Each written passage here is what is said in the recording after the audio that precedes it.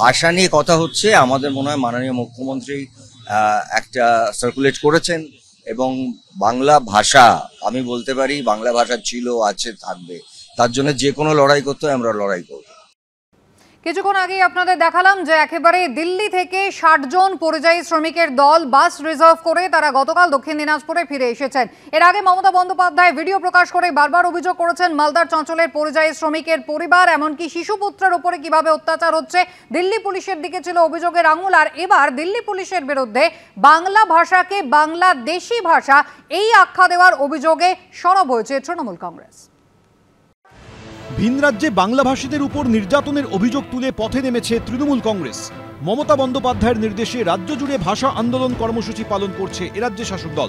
এই আবহেই দিল্লি পুলিশের একটি চিঠিকে হাতিয়ার করে সরাসরি কেন্দ্রীয় স্বরাষ্ট্রমন্ত্রী অমিত শাহকে নিশানা করেছে তৃণমূল। তাদের দাবি, দিল্লির লোধি কলোনি থানা থেকে বঙ্গভবনে এই চিঠি পাঠানো হয়েছে, যেখানে বাংলা ভাষাকে বাংলাদেশি ভাষা বলে উল্লেখ করা হয়েছে। এক্স হ্যান্ডেলে তৃণমূলের তরফে পোস্ট করা চিঠিতে দেখা যাচ্ছে, দিল্লির লোধি কলোনি থানার পুলিশ লিখেছে, বাংলাদেশি সন্দেহে ৮ জনকে গ্রেফতার করা হয়েছে, যাদের পরিচয়পত্র সহ বেশ কিছু নথি বাংলাদেশি ভাষায় লেখা। তদন্তের স্বার্থে সেই বাংলাদেশি ভাষার নথিগুলি হিন্দি ও ইংরেজিতে অনুবাদের জন্য অনুবাদক প্রয়োজন। সেই অনুবাদকের জন্য দিল্লির বঙ্গভবনে এই চিঠি দিয়েছে দিল্লি পুলিশ। সেই চিঠি এক্স মাধ্যমে পোস্ট করে তৃণমূল লিখেছে, এটি কোনো ভুল নয়, এটি একটি পরিকল্পিত অপমান।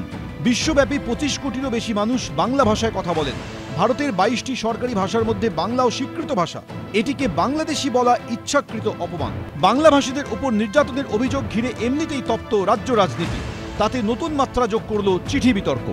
এবিপি আনন্দ। প্রতিবাদে সরব তৃণমূল নেত্রী সোশ্যাল মিডিয়ায় পোস্ট করেছেন, লিখেছেন, কলঙ্কজনক, অপমানজনক, দেশবিরোধী, অসাংবিধানিক। এটা ভারতের সমস্ত বাংলাভাষী মানুষকে অপমান। তারা এই ধরনের ভাষা ব্যবহার করতে পারে না, যা হেয় প্রতিপন্ন করে ও ভিত্তিকে নাড়িয়ে দেয়। আমরা অবিলম্বে দেশের বাঙালি বিরোধী সরকারের বিরুদ্ধে তীব্র প্রতিবাদের আহ্বান জানাই।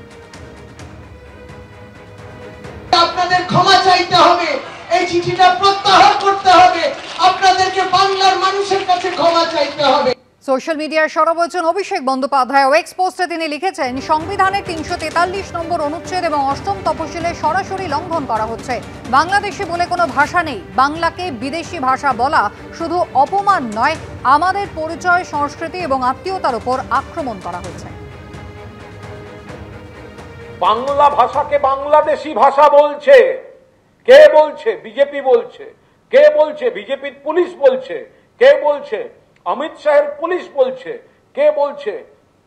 নরেন্দ্র মোদীর পুলিশ বলছে। এটা শুধু প্রশাসনিক ভুল নয়, এটা বাংলার বিরুদ্ধে, বাঙালির বিরুদ্ধে পরিকল্পিত চক্রান্ত।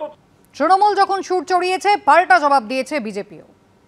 একদম ঠিক ভাষা বলেছে। আপনি বাংলাদেশের একটা বই নিয়ে এসে পড়ুন, আর পশ্চিমবঙ্গের একটা বই, যে কোনো টেক্সট বই নিয়ে এসে পড়ুন, দুটোর মধ্যে পড়লেই বুঝতে পারবেন কোনটা সুবোধ সরকার লিখেছে আর কোনটা বাংলাদেশের কোনো শফিকুল ইসলাম লিখেছে।